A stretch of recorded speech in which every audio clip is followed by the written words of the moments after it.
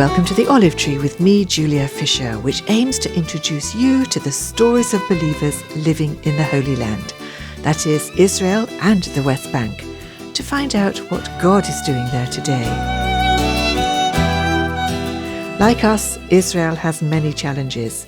For example, they're trying to manage the large numbers of immigrants and refugees entering the land.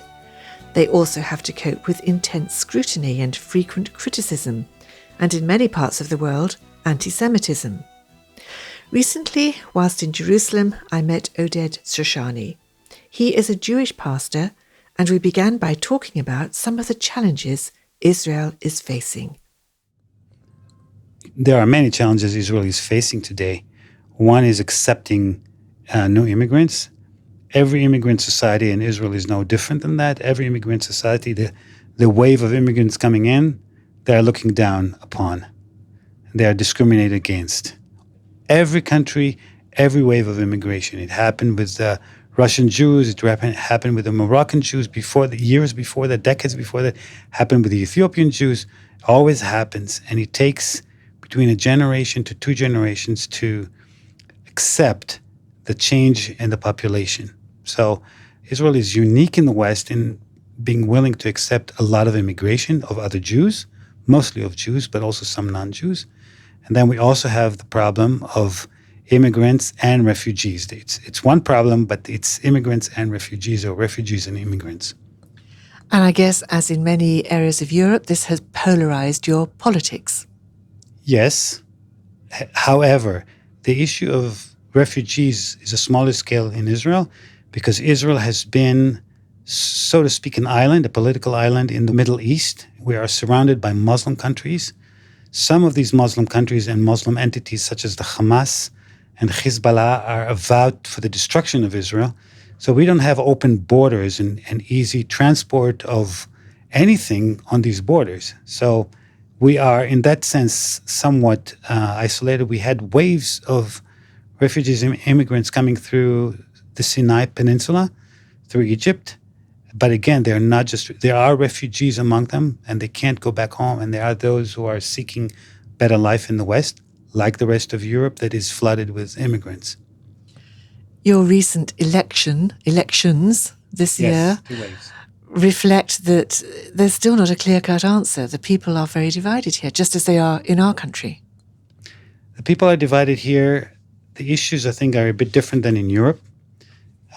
This country is, even though there's a very strong humanistic point of view rising up, it's been in the last 20 to 30 years.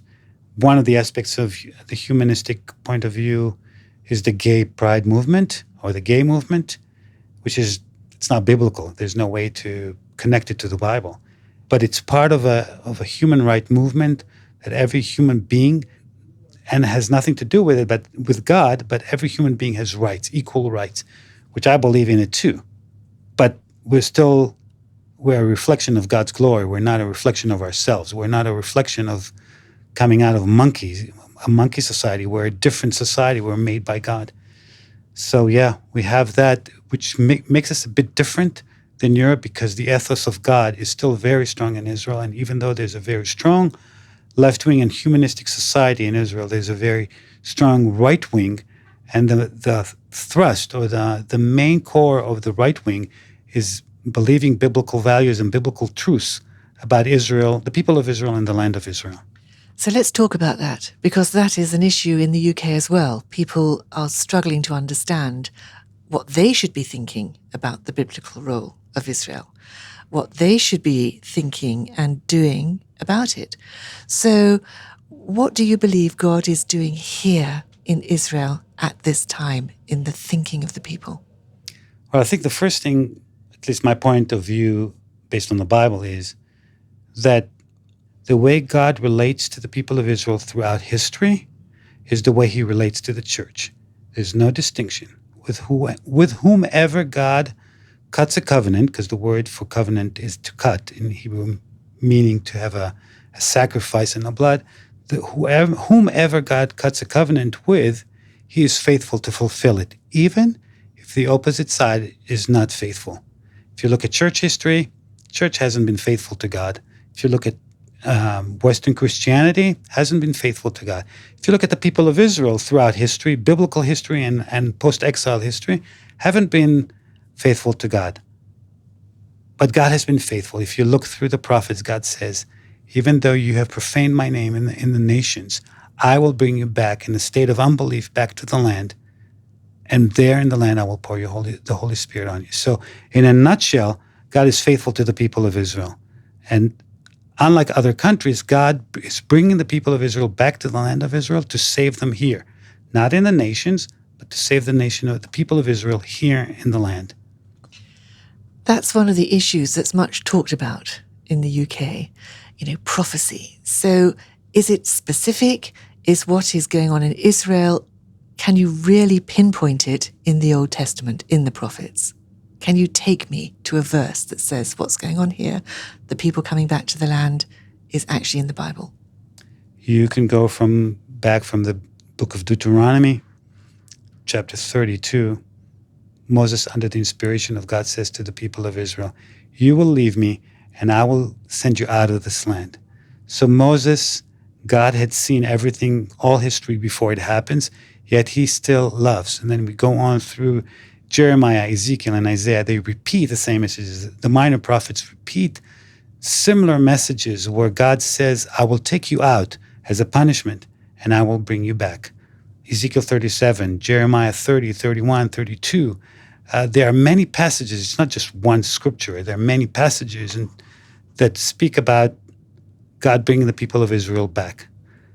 Again, it all goes back to the character of God being a faithful God in the face of unfaithfulness from the other side.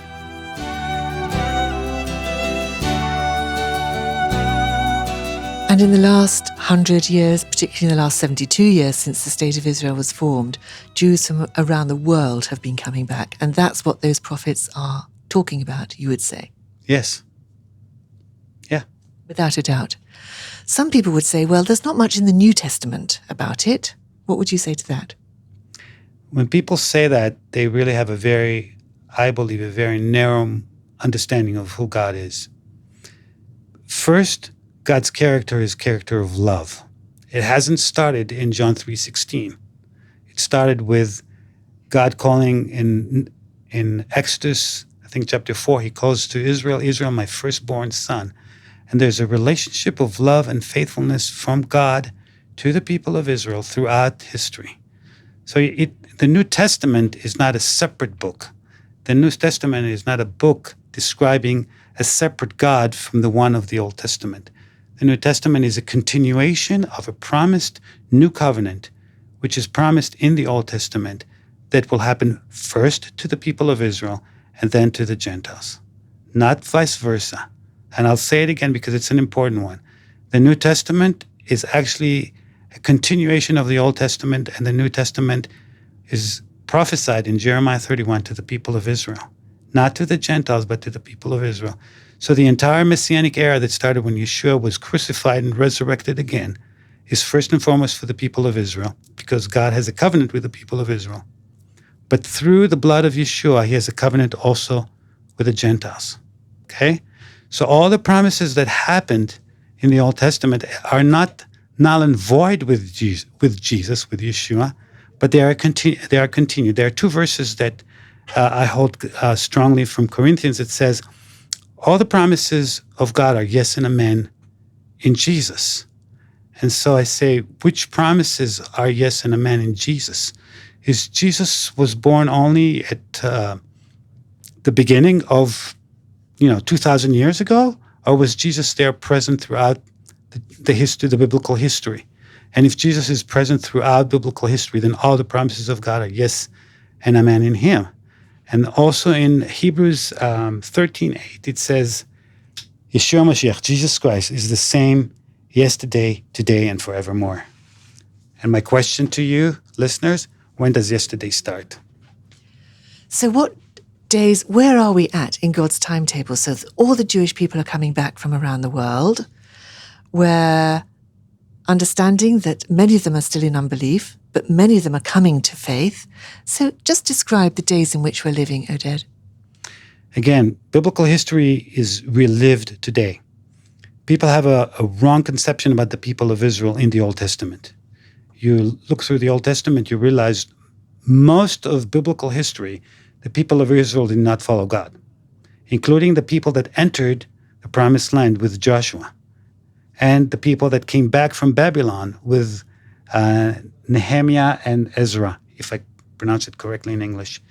Most of the people, even though the leaders or some of the priests who were the spiritual leaders of the nation, the religious leaders of the nation, even though those were following God, most of the people did not follow God. They married foreign women, they worshipped idols, etc., etc., etc. So throughout history, God chose a people, knowing the people would not follow him faithfully, yet he kept on being faithful to them. And the same happens today. It's no different. And also, when people of Israel came back from Babylon, it wasn't only a religious movement. There was an entire secular empire that financed that return. So when you look at the equivalent, today's equivalent from the beginning of the Zionist movement and the waves of Jewish immigration from 1882, you see that some had biblical values in coming back to the land, but a lot were not people who believed in God. But it still doesn't matter. God is faithful to the people who are not faithful to him. You've been listening to Oded Soshani, a Jewish pastor in Jerusalem, and we'll hear more from him on next week's program.